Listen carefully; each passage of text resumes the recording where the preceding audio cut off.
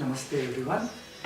So Master has just spoken about my favorite topic, surrender. So I thought I'll reflect upon my experiences as a student, as a disciple of Divine Master Sunita and Sukshma meditation. I thought I can share some of my experiences and reflections on surrender. So when I came to the Master, obviously I was a normal human being filled with all kinds of emotions, thoughts, past experiences, subconscious clutters from this birth, from how many births, we don't know. So when I came to the Master never said, Suman, you have to do things like this, you have to surrender, I am a Master, you have to fall at my feet, you have to pray me, you have to put garland on my photo, nothing, right? Sunita, as you all know, a very simple person, looks like you and me. That is the biggest problem because we are all used now in the past few centuries to see a Master as someone like up higher there. But she is like your family member, talks like a friend actually. Very casually, she opens up fully, she lets you open up. We also talk everything openly, no hindrances, no obstructions, because she's like a simple, pure, truthful friend. So that is what happens when you come to the Master. That's what I did too. I spoke. And then as my meditations started, initially because of my reflections, my experiences, all the subconscious conditioning that has happened, I have judged the Master too. I have written a very interesting email to her, judging everything, saying that all kinds of things, and I still probably have that email. So that happened. So I judged, I'm like, oh, why should I listen to this person? See, why should I listen to this person? I will go on my own way. I know all these things, I have read all kinds of books, I have listened to all kinds of lectures. All these things came from within. But the beauty of a good pure Master, when you go, what happens is, they don't ask you to surrender, they don't even talk about the word surrender. They only give energy through pure vibrations. When that energy touches us, that inner self, that inner voice which we all have, from childhood we have that inner voice. But what we do, because of our circumstances, environment, our own subconscious clutters from this birth, previous births, attitudes, we ignore that inner voice. That inner pure self is there in everybody. It is there in you, it is there in every person, even in the hardcore criminal, it is there, even in the worst enemy that we all have in our life, they also have the pure self. But each of us ignore it at certain level or the other. And we commit some blunders. We all do. Don't say no. I committed too. Some mistakes you committed, knowingly or unknowingly. We ignore that inner voice. But what happens when you come to a good Master, a pure Master, is they won't tell you any rules, restrictions. They won't say you have to do like this, you have to do like that.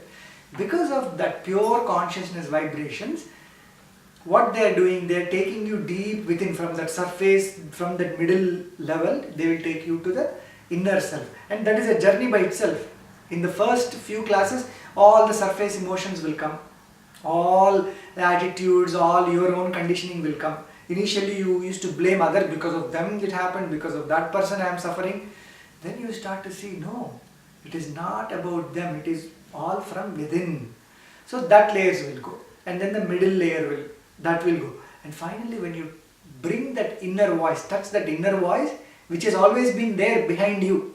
It has been telling, Suman, don't make that mistake. Suman, don't overreact. Don't get angry. Don't do this. It has always been saying that. But it's okay. The world is like this, so I have to be like this.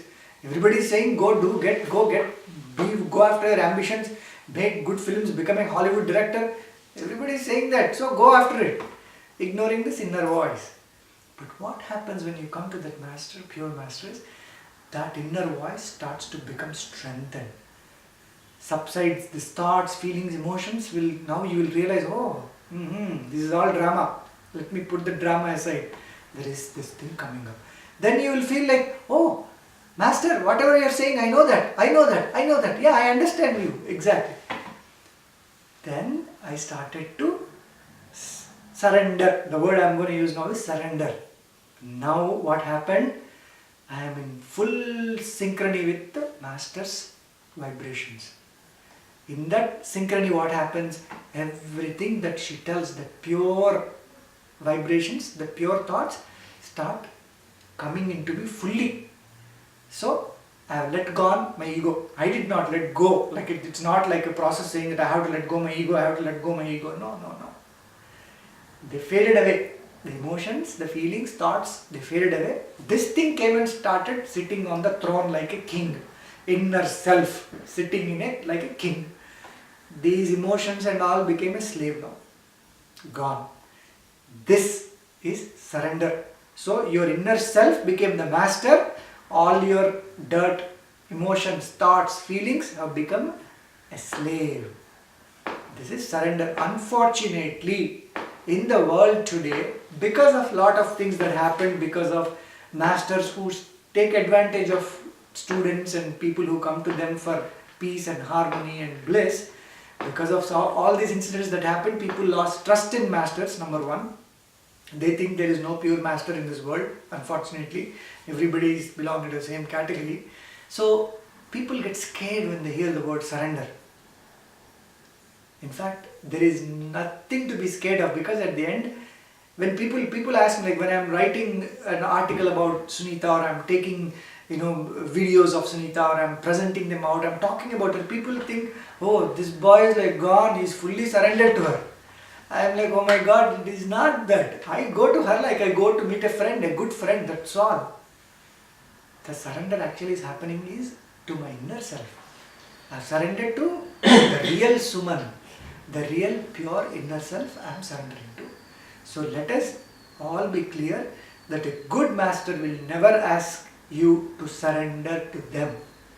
A good master will always want to elevate you to the highest position. They want to take you to the state they are in actually, or even beyond. That is the greatness of the pure masters like Ramakrishna Paramahamsa. When Swami Vivekananda came, Naren came to him, he was also like any of us with all kinds of baggages. But he saw, oh, this boy has something inside him. If I touch him, if I catch him and elevate that inner self, he can do so much for the world. We know the history. Swami Vivekananda, the whole world knows. So similarly, in my journey, or every person who has stuck to Sunita for a certain amount of time, that's why she says take 8 classes. Because initial first few classes, all the surface emotions will come in front of you. And then you will start to blame whoever is in front of you. So that's why she says take 8 classes. First 4 classes, cleansing will happen. Next 4 classes, you will start to see that inner pure self coming in front of you. Then you will start surrendering to that pure inner self. And that surrender will start empowering your inner self strongly. And see, 7 years, my journey, so much of clarity within me now. I come back to the master again and again. Some people ask me, so why do you have to go back to the master? Are you fully surrendered? No, the reason I go back is I am working in the real world with so many vibrations, so many attitudes. So there is still a tendency for me to accumulate, knowingly or unknowingly, all kinds of clutters.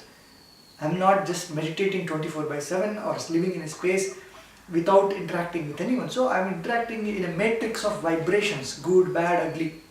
So that is why I come back to the master every week, so that again that strengthening of inner self happens. As you keep strengthening, in my 7 years I have seen initially the inner voice will come, but the skepticism will also be there, right? Because it's there for 40 years, 30 years, 20 years. So that will keep coming back. Oh, no, why do you want to listen? I just go and do all the dirt, whatever you want to do, go say, do the same mistakes. So that will also happen in the beginning. That's why Master always says the enemy is right here in the right here. It's not somewhere else. Be aware, be alert. Keep doing that subtle check. She uses this beautiful word called subtle check. That subtle check is always checking. Where is this coming from? Where is the enemy coming from?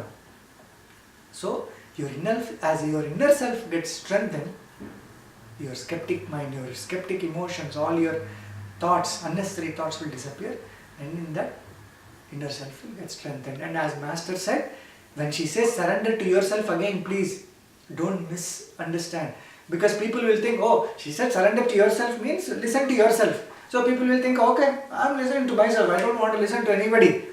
Whatever I am doing is right. She is not talking about your mental self, intellectual self. She is talking about pure inner self. We all have that.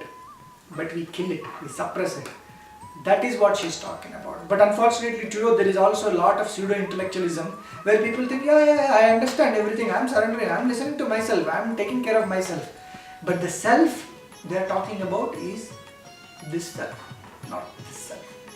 So when you come to a pure master, when you meditate properly, not just sitting and closing eyes, but really connecting and crossing all those barriers, eliminating all those layers, and when you connect, then the real surrender happens. So that is the meaning of surrender to yourself. Thank you very much for listening to my reflections. Namaste.